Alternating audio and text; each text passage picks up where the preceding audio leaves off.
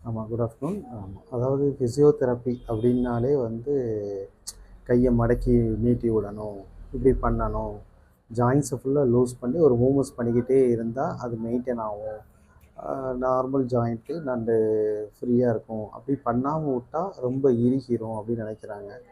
என்னுடைய ரிசர்ச் ஓரியன்டாகவும் நிறைய cases by my எக்ஸ்பீரியன்ஸில் 27 இயர்ஸ் எக்ஸ்பீரியன்ஸில் நிறைய கேஸஸ் நான் என்ன பார்க்குறேன்னா, எக்ஸசைஸுமே ஓவராக பண்ணாலும் நரம்பு சதை டைட் ஆயிடுது.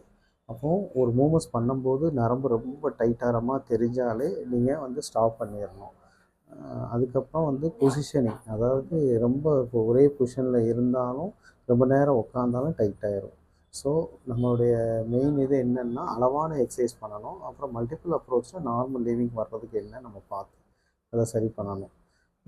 ஃபிசியோதெரப்பினா வந்து யார் வேணாலும் இப்படி மடக்கி நீட்டி விடலாம், ஒரு கரண்ட் வைப்பாங்க. அப்போது ஒரு ஸ்ட்ரோக் பேஷண்ட்லாம் ஒரு ஃப்ரெஷர்ஸ்கிட்ட ஒரு ஜூனியர்ஸ் படித்து முடிச்சிருப்பாங்க, அவங்கள்ட்ட போய் பண்ணி கை காலெலாம் மோசமாகி அப்படியே வர்றாங்க.